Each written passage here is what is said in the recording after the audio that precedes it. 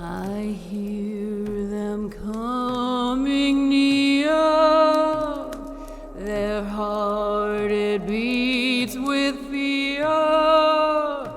They say my name in shame.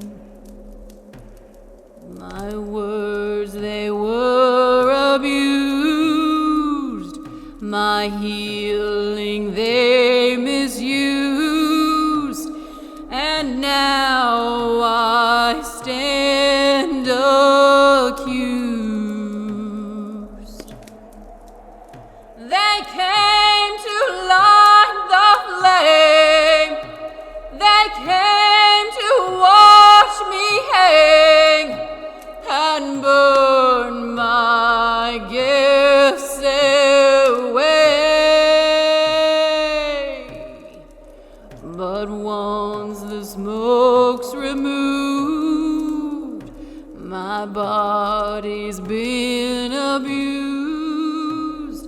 My soul is watching you. My sisters, we have come, the old and ancient ones, return to bring anew. We won't go in your flame. No, none of us will hang. Our voices we reclaim. The burned witches come, gather everyone, and hear what we do say.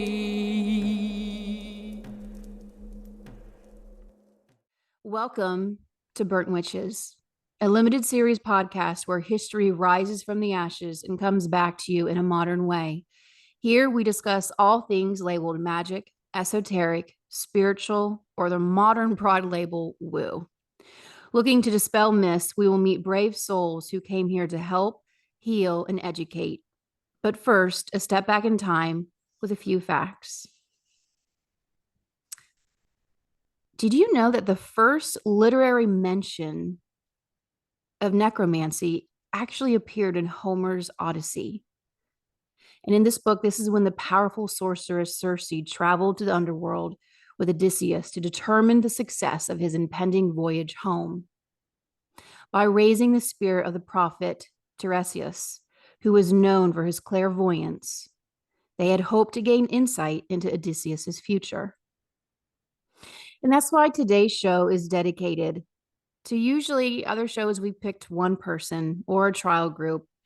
But today I want to dedicate this show to witch hunts as a whole and hit on one theory as to why they even started in the first place. Laura Stokes, a professor at Stanford's Department of History, delved deep into this. And she looked into the sudden spread of fear from what the clergy labeled witchcraft. Because there's no real mention of witchcraft or witch hunts until the mid-15th century. So why did this suddenly come about? Stokes noticed it came from a shift in how European clergy spoke about witch lore and prophecy. What was once labeled superstitions and was shared from the pulpit quickly turned into the concept of the diabolical witch. So why? Stokes noted it came from magic being a huge influence within clerical circles, where esoteric knowledge from the Arabic world joined together with magical elements of popular religious practices. In short, the birth of necromancy. For those who don't know, necromancy is a communication with the spirits of the dead in order to predict the future. And if you look at what the climate was at the time, it makes logical sense that there would be a rise in popularity of people searching for answers from outside sources. These were times of plagues, poxes, famine, wars, and the people were looking for hope. However, this rise in popularity of necromancy, especially among the upper crust of scholarly men, led them to believe magic was real, and this provided a level of fear of attacks. These fears grew strong among the high ranking clergy during a time when two popes were vying for the control of Europe. Times had grown desperate, and at the root was fear and a need for power and control. The Inquisitions had started and outlined the persecution for heresy. It was essentially a boiling pot with magic being an easy ingredient to throw in the water. And this brings us to today's guest, Jessica Jones, a psychic, a medium, a remote viewer. You can find her on multiple different media platforms, speaking her truth and still continuing to bring that magic onto the airwaves today. So we welcome you to the show, Jessica. Thank you, Abby. Thanks for having me today. I appreciate you having me on your show. Absolutely. I just felt that sharing that aspect of how it even began in this level of fear just fit your energy coming onto the show because you cover a broad base of work and you delve into a lot of the folklore because really at the heart of it it was folklore, and it was just this fear that comes from things that aren't known, and you really delve deep into a lot of the myths and legends that we look at with your remote viewing. I do. Well, a, first of all, I'm a Bigfoot Field Researcher, and I was trained in what they call remote viewing several years ago, back in 2011, and we were trained in remote viewing to help us with our research out in the field regarding Bigfoot and Dogman and ETs and the portals and all the stuff that we were coming across. And a lot of that has to do with local legends and lore.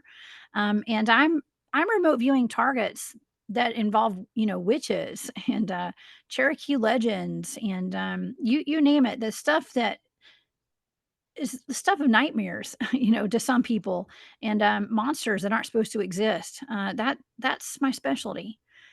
So yeah, there is people. There's a fear of that. I mean, people fear what they don't understand, and what I do, I do shows where I remote view certain topics, and I mean, I've been chastised over it, and that's okay because I'm doing it because I love to do it. It's not because I'm trying to make a name for myself or anything like that. I do get attacked pretty often over what I do.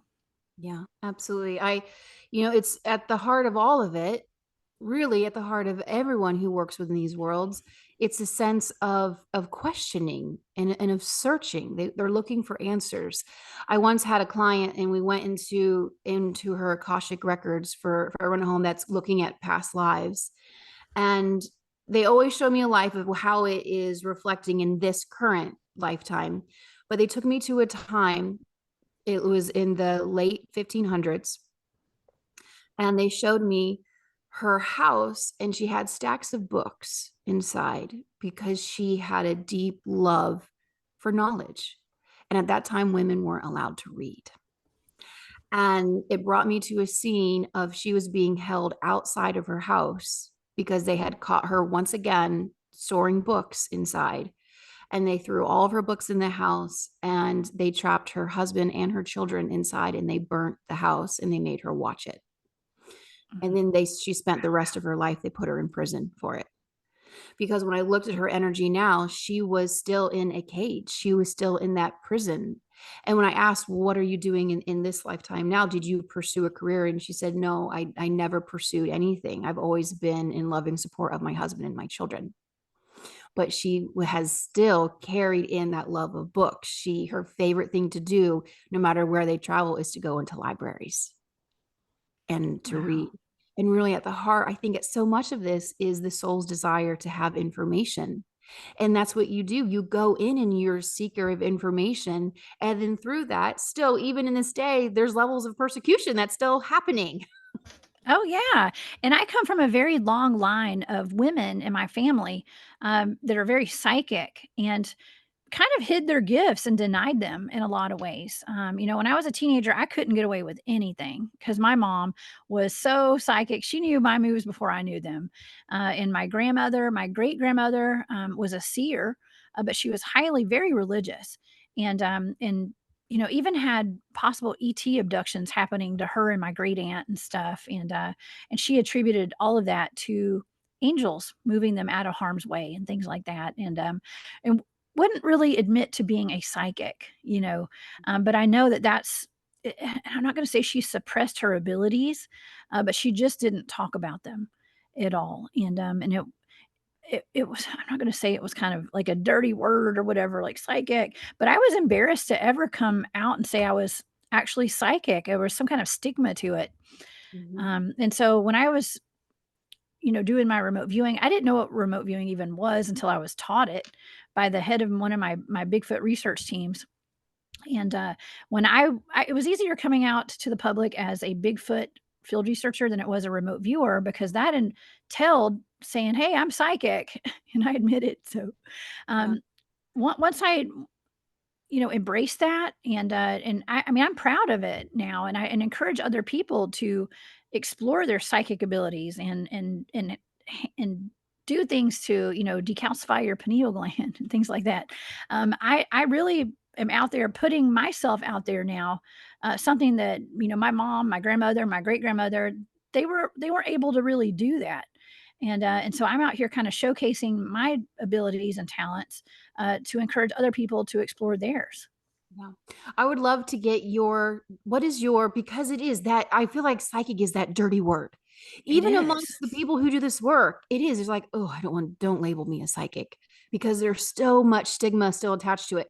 I would love for you to explain, what does being psychic mean to you? We're going to remove all of the labeled stigma with it. At the heart of it, what is psychic? Yeah, well, being psychic to me is just being intuitive and noticing the energy around you and connecting with people almost on like a telepathic vibe. It's all about the energy and the frequency and the vibration and us recognizing that amongst each other and being able, I mean, I love it because I'm able to sense people's intentions, and we all can. We just have to pay attention to it and admit that's what we're doing. We're being psychic. I mean, we're born psychic. But we are under so much attack by outside, factors, from environmental stuff, like whatever they're spraying in the skies. It's all these metals and the foods that we're eating, and just the stigma and people wanting to keep us in line. And I'm not going to say, God, I hate to say this, but um, even like religions and things too. And I grew up in the church. I consider myself to be a Christian, but there's some people who have persecuted me the most who claim to be like devout Christians and stuff. And so it's very hurtful to me. Well, it was hurtful, but obviously, Yeah. I see past it. I see past all that, and I don't let it get to me. Not anymore. I don't. Yeah. I might have at one point though. Well, and I mean, at the heart of all of these witch trials and the witch hunts, it's seeded out of religion, and again, a Hmm. sense of control. You preach from the pulpit to be loving of all of God's creatures, all of man, but Yeah. then once you leave that church, then you build up a platform and put them on, get your pitchfork out, and you judge people. And and it's so interesting to go back to the psychic aspect. It's just where no one's afraid to admit, oh, it's mother's intuition. Oh, it's just a woman's intuition. Or I'm an empath. Empathy is broadly accepted now. Everyone's, well, I'm empathic. I'm empathic. And lately I've been saying, no, you're psychic, because it's feeling. You're just feeling. You're feeling that, just like you said, you're feeling the energy, you're feeling the people that you're around. And so it's time in the 21st century to start removing these stigmas that we have around these quote unquote dirty words. Yeah. Well, it didn't help that we had the psychic, hotlines you could call back in the 1980s and 90s, like Madam Cleo or Miss Cleo. I don't, that's a Mandela effect, by the way. I don't know if it's Madam or Miss, but um, call me now, that I kind of remember stuff. that. Everybody just made fun of psychics. And so I think that may be part of why I never wanted to talk about it. Was because of, I mean, and I did get called Madam Cleo quite a bit, by Mhm. some of my old friend group. Okay, so, um, Yeah. but now I take it as a badge of honor. It's like, and even to this day, I mean, I have recently been under attack by people. I do have my own channel where I do live shows every week about cryptids and remote viewing, and I'm also am a host at Spaced Out Radio, and I've had people come in the chats accusing me of being a witch and a Satanist, because of remote viewing. Yeah. And I'm not even talking about remote viewing on some of those shows. And I have people that come in and want to, with their pitchforks and their, Yeah, absolutely. yeah. Yeah, So, we're still facing it today, which is the main the heartbeat behind creating this podcast is, come on guys, it's 21st century. Really? We're yeah. still doing this. But we're gonna step back in your time. I would love to know, when did you first sense that you had heightened abilities, or the magic was in your life? Well, I knew from a young age that, like I said, I didn't call it being psychic or anything, but I knew that I was able to tune in to the ethers, I guess you could say, into another realm, like another dimension, because I was seeing ghosts, dead people, things that weren't supposed to be there. I had an affinity. Like, I loved watching the skies at night, looking for UFOs when I was a kid. I grew up on a farm out in the middle of nowhere. You could see the skies just perfectly, the stars at night. It was just gorgeous out there. So, um, I was always attuned to something other than just this reality. And my family was the same as well. I mean, I never got made fun of for, um, looking into things like Bigfoot and monsters and ghosts. I mean, that was my thing. When I would go to the library, I would go straight to the science fiction section and look for a book about ghosts. Um, it never failed. And it never changed. And so as I got older, I mean, so I knew from a young age that I was different, I guess. But um, I didn't know how different I actually was until I got a little bit older. So I knew from a young age, but then when I was a young woman in my, 20s or so, I was still having, encounters with spirits, I guess you could say, and it wasn't until I started losing a lot of people that were very close to me, like my brother, my grandparents, my aunts, my best friends were passing away. I mean, it was like I went through a year or 2 where just so many of my loved ones died, and so I got really interested in wanting to communicate with the other side. Like, yeah, I'd been experiencing this for a while, but now I want to communicate. And so I started seeking out information, reading books, looking into psychics and things like that. And I started realizing, well, I mean, I could probably do this myself, but I didn't know how. Um, I didn't know the dangers of, if there were any dangers of trying to communicate with the other side. So I found this guy named Christopher Moon, and he had this thing called I think it was called the Thomas Edison Ghost Box to the Dead or Telephone to the Dead. And he would come to Atlanta every now and then, and I scheduled an appointment with him. And so I went and met up with him and did a ghost box session, and I was able to communicate with my loved ones on the other side. And that it kinda got me on another path, like, I started, learning more about this, and I was like, "Well, I wanna start doing stuff like this," and, exploring, but I wanted to take the safe route, to not where I was, like, opening myself up, so I was very aware of, like, the energies and the dangers of, like, opening yourself up to certain energies, and, I started learning, getting interested in getting like tarot card readings and things like that. It was just kind of a natural progression from my childhood of being interested in it and watching ghost shows. We only had ghost shows in October when I was a kid, so that was the only time they'd come on. So Yeah. I always look forward to that. Other than unsolved mysteries, I'm not going to date myself, but um, right. So, but yeah, it was a natural progression to, and then it turned into me meeting some people that were on a Bigfoot Field Research team, and I went that direction, and it's all connected. Everything is so connected.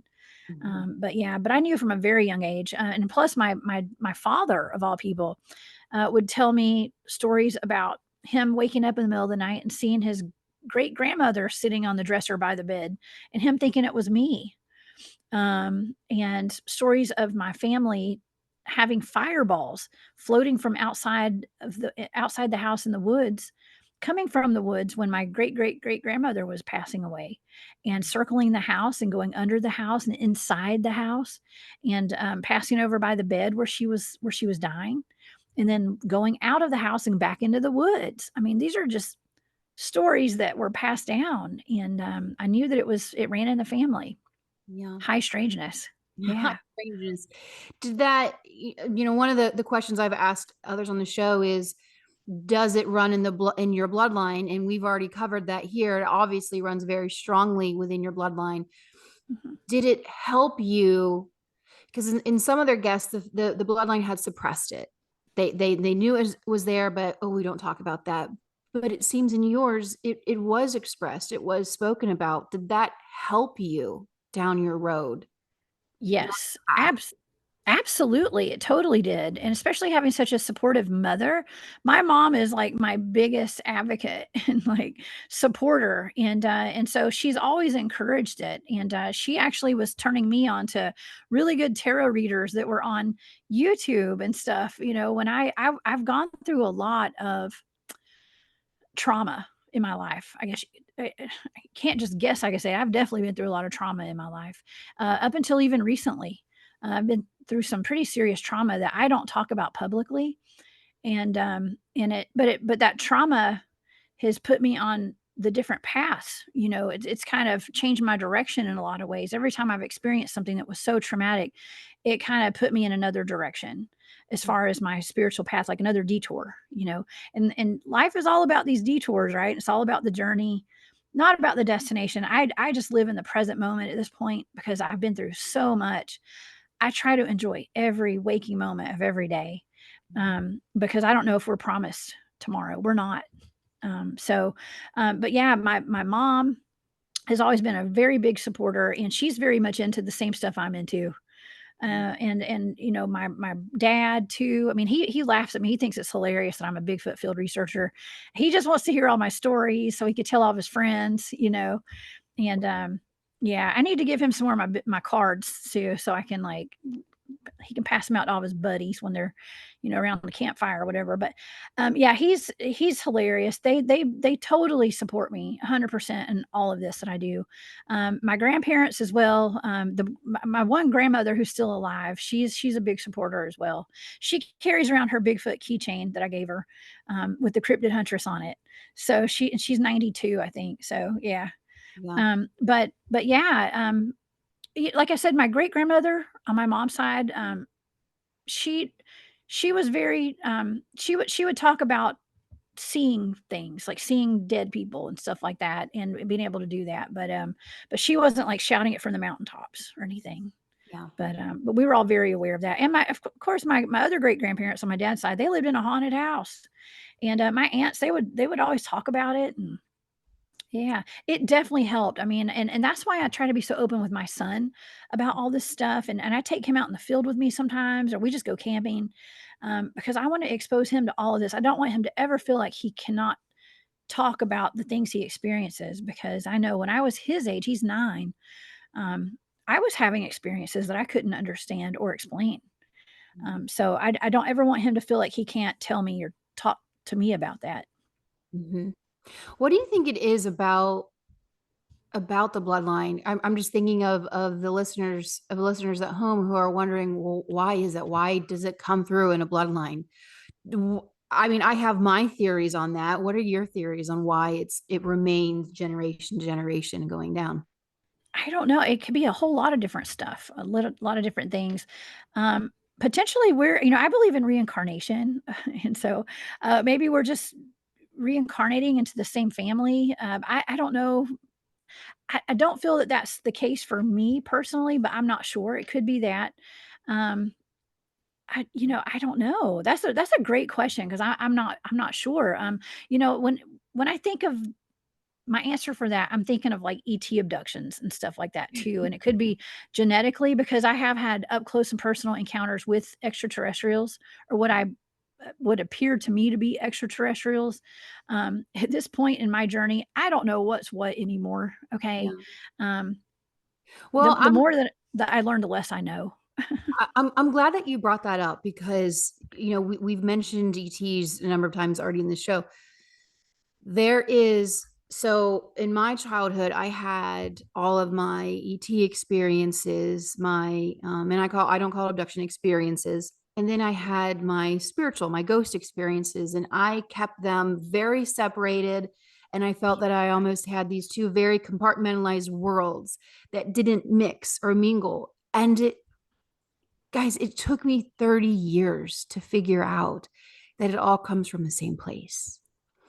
And what I mean by that is when we see ETs, they're just dimensional beings. They're just existing in a dimension that is higher than ours.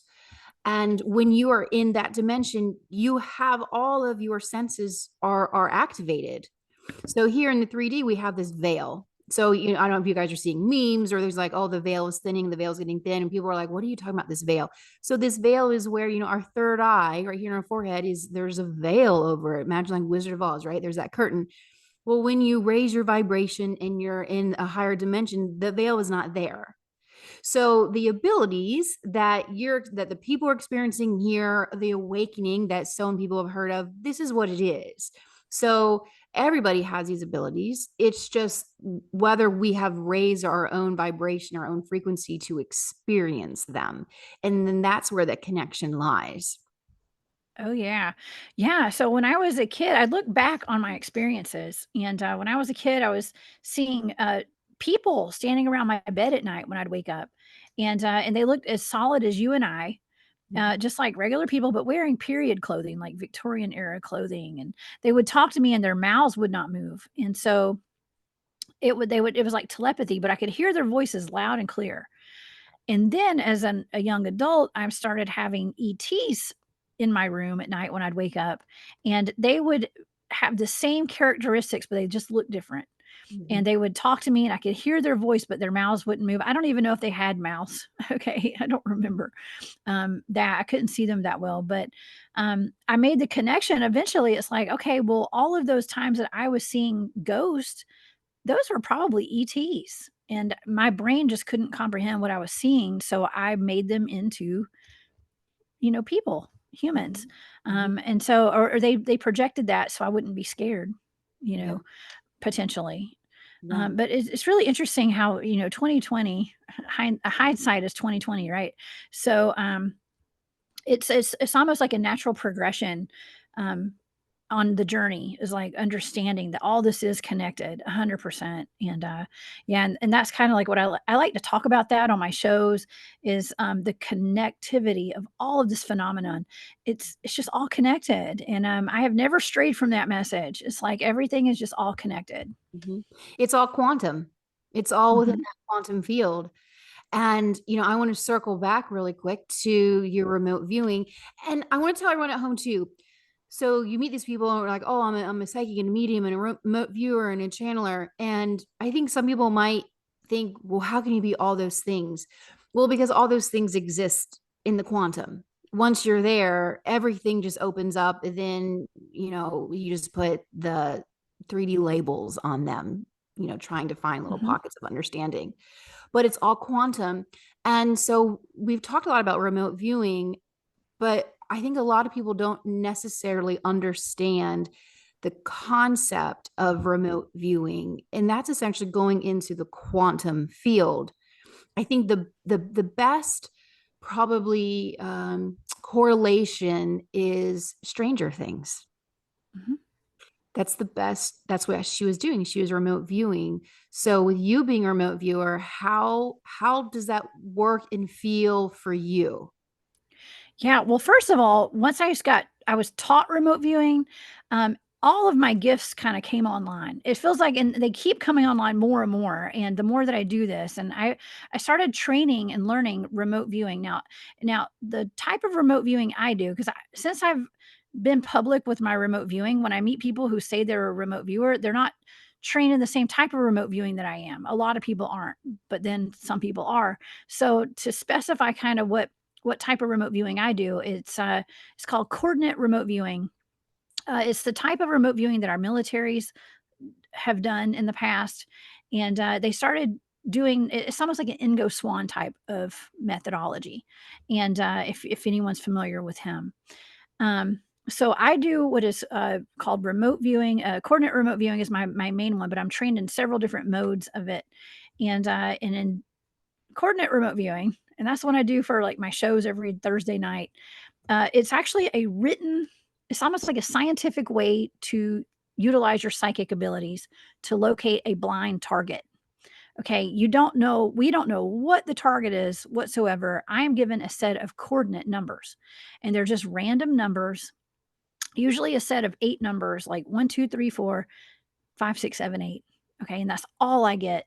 And I sit down with my pen and my stack of paper, and I'm able to chart out all of this information. As soon as I write those numbers down on that paper, the aperture opens and all this information floods in from the matrix. And I'm just pulling information out of the matrix. I'm just channeling information. And I have a chart that I write out. I have stages that I go through. I've been trained in coordinate remote viewing and these other methods since about 2011. It's been a while. I've been doing this for a long time. So it comes easily for me. I've done so many targets. Um, the information just starts flooding out, and I go, the first page is like stage 1 through 3, and then I go, the next pages are stage 4, 5, some you can go to 6. It's just there's a lot of information that floods in, and by the end of that session, when I'm not getting any more information, um, I end the session, and I can pretty much tell you what that target was by just you giving me those 8 numbers. Yeah. It's fascinating, but it's locating a blind target using your psychic abilities. That's Yeah. all it is. So the at the root, really those numbers are attached to an energy field. And math and numbers, sacred geometry, they are the universal language. Again, it's an energy field. And so when you're remote viewing, you write down the numbers and you tap into the energy of the original field. And it's very much so like going up into that quantum web, and you're surfing through that, and you get sucked down into this space and time. And then you're literally viewing it. Mhm. Now, That's have right. you ever had the physical body stage where you're just in your jammies in your family room, That's but right. you have projected astrally your energy body to go Yeah. somewhere else. And I brought up Stranger Things. That's what she used to do. That's how we know when she Mhm. would find and where is her dad at. She could project her mind there by zeroing out, putting on the mask, and then Yeah. going there and traveling. And that's essentially what you're doing. Now, here's the interesting twist. And I want to ask you this. When you are very good at remote viewing, and especially if you're viewing higher dimensional beings, they can sense you there. Mhm. What is Absolutely. what's the wildest case where, you're just Jessica sitting in your home viewing this? What's one of the stories where they've sensed you there? Well, I've got several stories, okay, but, well, I don't always get sensed, okay? I have not been detected many times, and, but I also don't try not to do targets that are going to be compromising in any way. Now I believe that I have remote viewed myself before, and I didn't realize what I was seeing, okay? One of the cases involves back when I was first learning remote viewing, and I was living by myself in an apartment in Decatur, Georgia, and I remember waking up one night and I saw all these like sparkly things in the corner of my room. And I down the road I realized that was me remote viewing myself. Okay. And but I specifically remember that. It was almost like I was remote viewing what happened to me that night. And then I realized, oh, that was me remote viewing myself that I saw back then. in the future. I know time is just like this weird thing for me now. Time doesn't even exist anymore, except for when I have to be on, like, have a, stuff to do during the day. Time is such a strange construct. Um, but yeah, when my team was learning remote viewing, we often, almost every single time, we detected people spying on us and looking at us, watching us. So we actually saw them, and it's a lot easier for me to pick up on that now. And so, and another thing about remote viewing, we don't like labeling things. Okay, so sometimes when there's someone looking in on me, I mean that could be mistaken as a ghost. Even people have asked me multiple times, "Do you think that shadow people are remote viewers?" And I used to say, "Oh gosh, no, there's no way." But now I think, well, maybe they could be remote viewers, you know? Yeah. I don't know. It's stuff like where I got goosebumps right now too because it we just don't know. We have to stop thinking outside these boxes that we're given. Even when it comes to the paranormal, it's like once just like we say with Bigfooting, when you go out in the woods and you're looking for Bigfoot, every little thing you hear is going to be a Bigfoot. When you're looking for UFOs, every little thing flying in the sky is going to be a UFO, right? But maybe it's something different. So it's really awesome and good to keep an open mind, try not to label things, and just explore the possibilities of all the things that this could be. Like, it's just limitless. Yeah. We're limitless as humans, Yeah. but just and that's why I always say, like, the more I learn, the less I know, because it's really true. And I used to think that I had everything figured out, but I know now I don't know anything, and I love it. I love it. I You know. agree. I agree completely. It is I feel what's the saying? Like I've forgotten more than what I know at this point because Yeah. it is so Oh much. yeah. And I've gotten a pretty strong message from spirit in the past just 2 weeks. Just how you're saying, if you're going out to see a UFO, everything's gonna be UFO. If you're going after it's about they're saying, watch, be careful of the lenses that you're looking through. And then they gave me an image of a kaleidoscope. And they said, when you're looking at things, it needs to be this vast array of colors of kaleidoscopes of all these shards of glass that you're looking through, right? And I'm thinking of those things when we were kids, as you put it to your eye and you would twist around. And there's this is the perspective for you to be looking at things. All of these different, just the slightest angle, you have a totally different new color and a different perspective. I love that. Oh my gosh. Just the thoughts that just went through my head. I was like, "Oh my gosh, a kaleidoscope. That is perfect." That's a great way to describe that. Mhm. Yeah, I always say, like, it's more important to have an open mind than anything else. Like, if we're looking to bring somebody new on our team, the only requirement I have, well, I have a couple, but the main requirement is an open mind. I mean, Mhm. that's even with people in my circle. I keep my circle pretty small these days. Yeah. But the people that are in it, I feel like I'm finding more of my soul family now. And times are changing, and the vibrations are changing. Mine have changed. Of course, through the healing process and healing from all the traumas and things that I've been through. It's almost like a new cycle has begun in my life, and so yeah, it's a vibrational thing now. As far as when it comes to the people that I'm surrounding myself with now, and everybody that I am friends with this moment has a very open mind. So That's beautiful. That's yeah, beautiful. So much of this podcast and the show is to bring people on. We touch on history in the beginning, and we talked about how necromancy they were just trying to it's just prophecy. They were looking for people for prophecy because they wanted hope to look for things in the future. But even that is when you're looking at prophecies, you're just looking at potential timelines. And so yeah, there are remote viewers that people will target with them, the year 2040, the year 2045. And it's really good to always, that's just a potential outcome because things are always shifting. But another big aspect of this podcast is to heal and move past that trauma. And are there any things in your life that in this current incarnation that you feel you have moved through from your own forms of persecution and being who you are that have helped you you're in a place where you can heal others. Are there moments in this life now? Oh my gosh, yes. I mean, I think the biggest hit that I took at first, the first big hit that I can remember taking was back in 2001. My boyfriend at the time committed suicide, and it was so just like tragic. I mean, we had just broken up, and I that was the first time that I had experienced like some serious trauma that I wasn't sure I was going to get out of. It's not that I felt like I was going to, like, die or anything, but it was so heavy. And, my mom, of all people, like, the day after this happened, or the day that it happened, is actually the next day, she had me in therapist's office, a counselor, and it was a friend of the family, and I stuck with that counselor. She's a psychologist.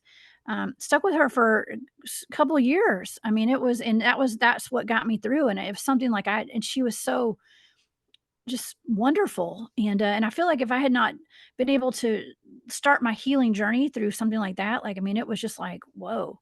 Um, but it there's so many things that have changed the trajectory of my life, like I said earlier today, and that was one of them, and it is those traumas that have changed my life. And, about 5 years later, my little brother died in a car accident, and that changed the trajectory of my life. And then, 2 years after that, my best friend died in childbirth, and it's just like, um, things like that. I had to learn to heal from all that kind of stuff. And yeah, and I didn't take a very easy route. And yeah, I was out partying and drinking my sorrows away, when I was younger and stuff, and just trying to live on a high vibe. I thought I was so high vibe, but really it was pretty low vibe looking back at it. And but just thinking that I was handling things the right way, but I really wasn't. And but you live and you learn, you go through things like that.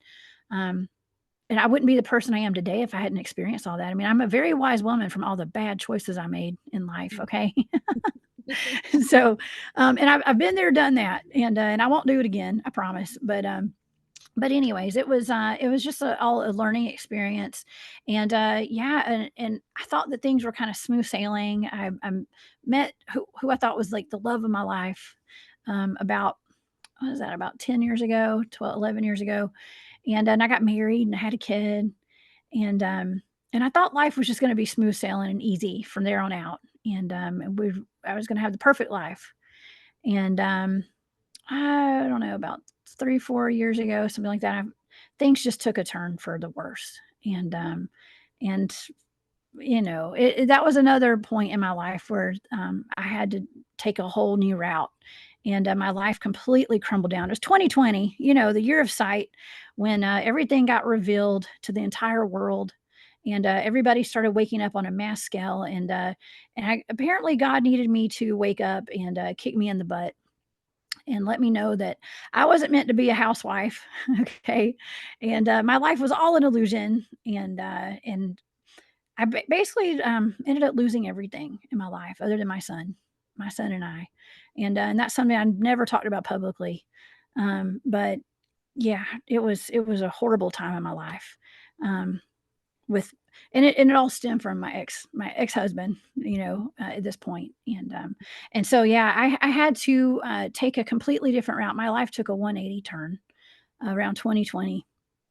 And I had like sunken into like reclusiveness basically, and I was just being like a happy housewife and a house mom, or a mom to my son. And I was forced to reevaluate my entire life. And um and I and on top of that, I had been completely traumatized by a very narcissistic, abusive husband. And I'd realized that, like, I wasn't happy at all, actually. And it was stuff like, it's almost like God was, like, fast tracking me to, like, be who I am right now, by just putting my life into, like, shambles, okay, and, like, being abused and stuff like that, so that I can come out and speak and to help other people, because this is my path. I know it is. This is my mission. I'm on it. I've been on it, doggone it. And I did not even have a voice back then. I was told to shut up every day. And so, when I was married, I always had strep throat all the time. I couldn't figure out why I was always sick. And now I see, as my throat chakra was blocked from having to hold my thoughts in, and not being able to talk, um, and just being told to shut up. That's pretty bad, you know. And so I had to pick myself up. That's where even like my mom stepped in and was like, "Hey, you know," because what I did was I started learning how to read tarot cards and stuff because this was when I filed for divorce the week of the lockdowns. You remember those Ugh. lovely lockdowns. I filed for divorce that week, right before that happened. And so it was like perfect for me because it was a horrible time in my life, but it was like that week, the ex was made to leave my home. Let's just put it that way. And so my son and I I was a prepper, and I still am. I'm not ashamed to admit that. It's actually a badge of honor now. But I would had stocked up on food. I had friends that was like local. They had livestock and stuff, and I'd bought a quarter of a cow and a half a pig, and it was all down in my chest freezer downstairs.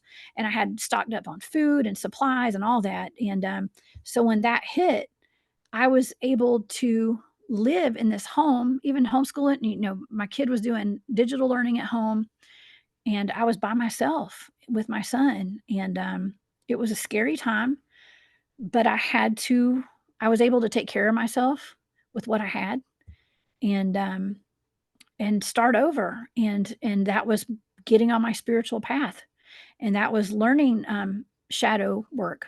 Okay. I had a wonderful woman that I followed on YouTube. Her name is Mary Jo, Soulful Revolution. Shout out to her. I don't know. I don't know her personally, but she's the one that got me through a lot of what I went through.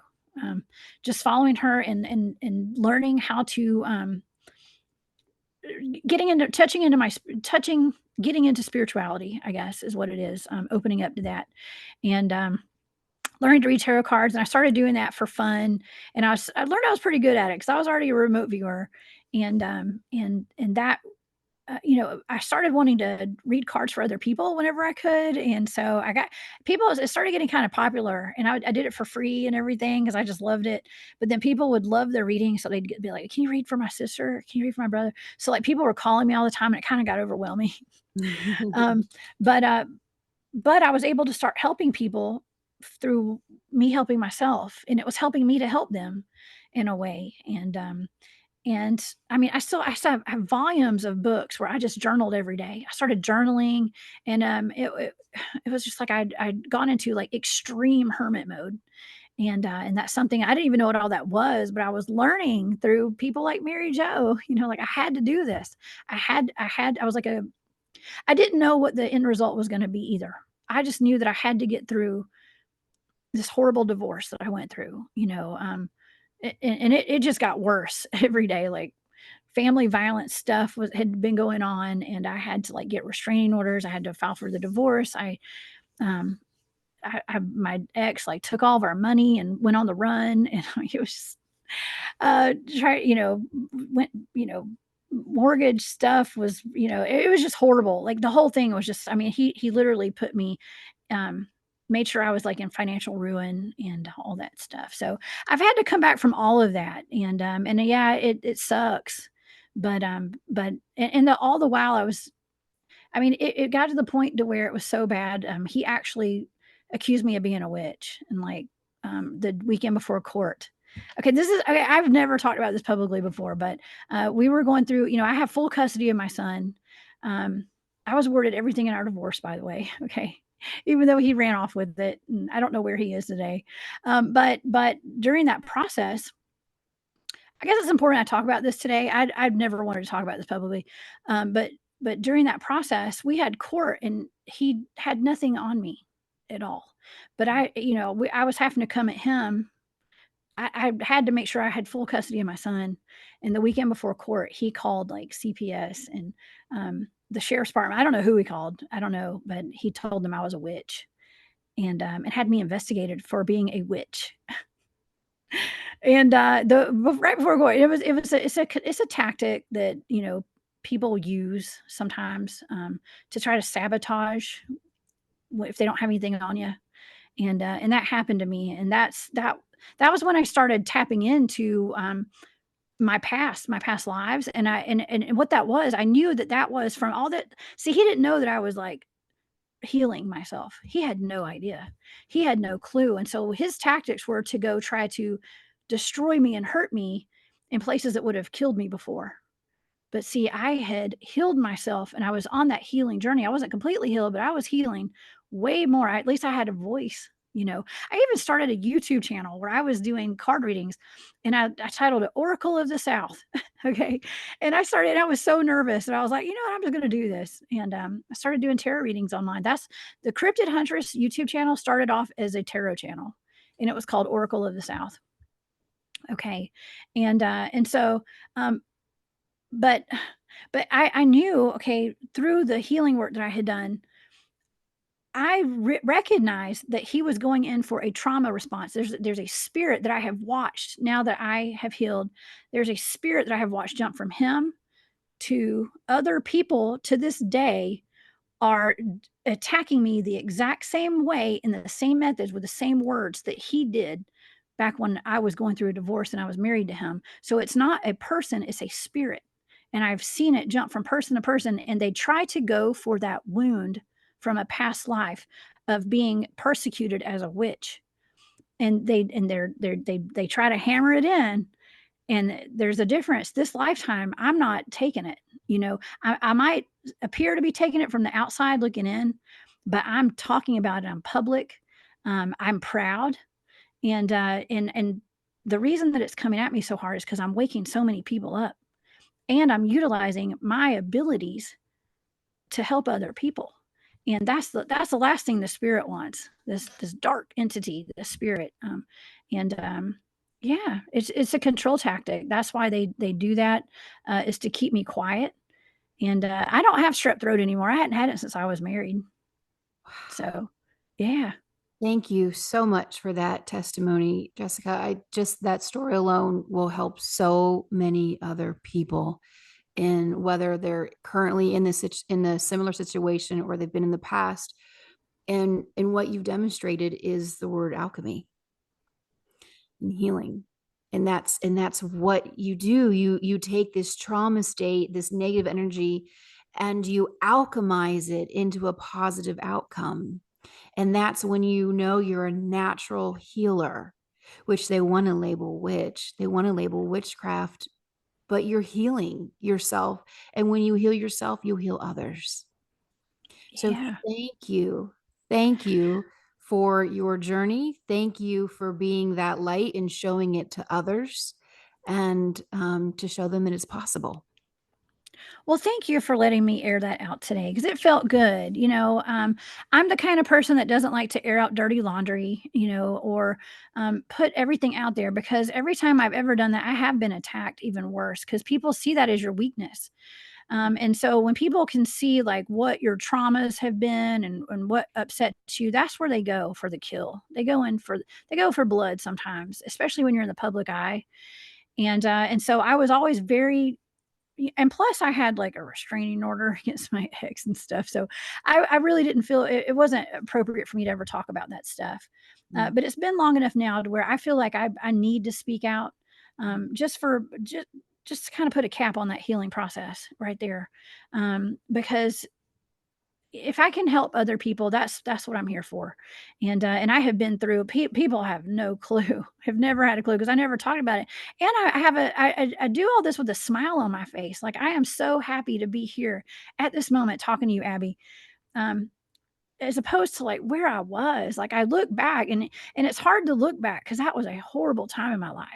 And it was hard, but I also documented the entire journey. I mean, if you just go back and look at my Instagram page, I see, like, I used to not even take pictures of my face because I was just ashamed or embarrassed, or, you know, I was made to feel very small, and like I didn't matter and my opinions were not important. And that was, I had become a shell of who I was. When I first got married, and until and listen, I was I've always been very outgoing, super just I did not mind being in the spotlight. And Yeah, and I just, for whatever reason, and I thank my ex-husband for all this trauma he put me through now, because I know that it was, I know this sounds crazy to some people, but there was a purpose in it. There was a purpose in it, and it was horrible. But my son and I, we're okay today, and I'm still recuperating and having to recover from all that. I still haven't completely recovered, especially financially, from what he put me through. Yeah. But I don't dwell on that, and I keep pushing, I keep it moving, and I'm a better person for it today. So I thank him, and plus it prepared me to fight all these trolls that I encounter online, in this online community. Now that I'm public and online, there's a couple people that their mission, that spirit has jumped into them, and they're trying to take me down as well. So, Yeah. but I'm ready for them. I'm Yeah. ready for them every day. That's there you Yeah. go. Spirit came in a few years ago to me, and they were just saying one of the pitfalls that we can fall in this 3D reality is that so often people take that trauma moment and they make that their entire storyline instead of taking that trauma moment and turning it into the learning launch point to bring something new in. And they, to get up to that bird's eye view, and you can look at it, okay, why did this happen, and how did I change, and what did I gain, and how did I grow within because of this. And then just like you send gratitude to it.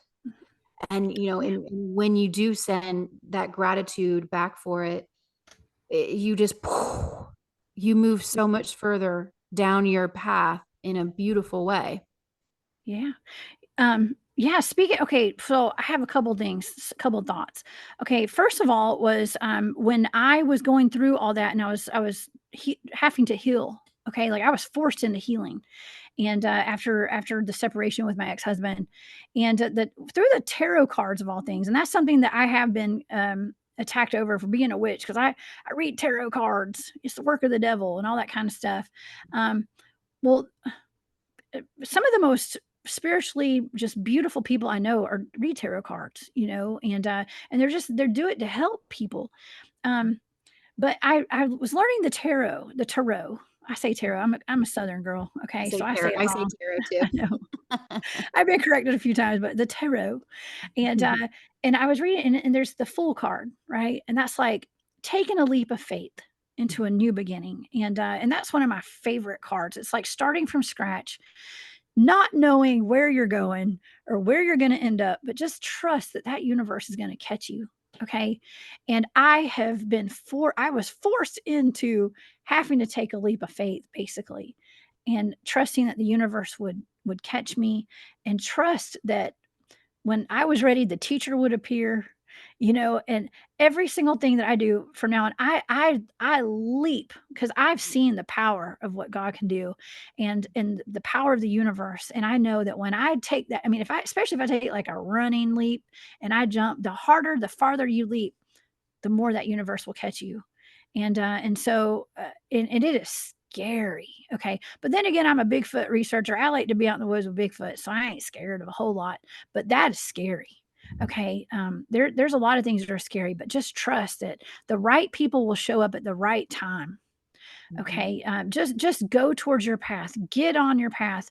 Um, Head that way, and it's very scary. You may end up losing everything. I lost everything. Literally. I'm not going to tell you, but I don't want to get into my super personal business, um but it's better, you're just shedding the stuff that is not meant for you. When you get on your path, and it may feel like you've lost all your friends, Mhm. all your belongings, your possessions, whatever. I've got my son that never changed, you know, um, and he and we're home wherever we live, first of all, and life is better. Life is much better. We may not have as much, but we sure do live better, Yeah. and we're happy now. I know that Um, you can relate to this. When someone comes to you wanting to read their cards, and they're saying, "Oh, my life is a mess and this is going wrong and I've lost everything." You get giddy because you're like, "Yes, here comes your tower moment." yes. Oh Oh my god, I love no, the like tower moment. bringing in something so amazing. And yeah, and it's hard because we were like, why are you happy? I'm so miserable. Trust me. Well, I've been there. I have been miserable, and I needed that tower moment. You know, you feel like you there's an art to letting go of everything, and I have completely learned the art of letting go. Instead of fighting the current, I go with the flow. I've just when you completely surrender, Yeah. that's when life gets really good. It Yeah. really does. It's just a matter it's all in your head. Everything is like, it's literally in our heads, and there's just that fear, and that's why, we are pumped with so much fear every day with everything from and yeah, we got to pay our bills. Yes, we've got to, there's certain necessities we have to take care of ourselves and our families, but at the same time we can choose to watch the news every day, and we can choose like what music we listen to, we can choose what people we have around us. They say that sometimes we're not depressed, we think we got depression, it's just really we're surrounded by a bunch of a-holes. Okay. So like just be aware of like who you have hanging around you, and even any kind of relationship that's not working, that's not making you happy, like it's okay to let go of those things, because whatever you're going to get in the future, God replaces everything, Mhm. as long as you are willing to let go of things that aren't working out for you for your highest good. Yeah. I love that. I love that. Thank you so much, Jessica. Thank you for being here and sharing your testimony. I know that we're starting to run down time. Um, and so I'm going to end the show with a few words. The ashes going higher, the smoke filling the sky. Oh, you didn't see my ancestors coming for me behind.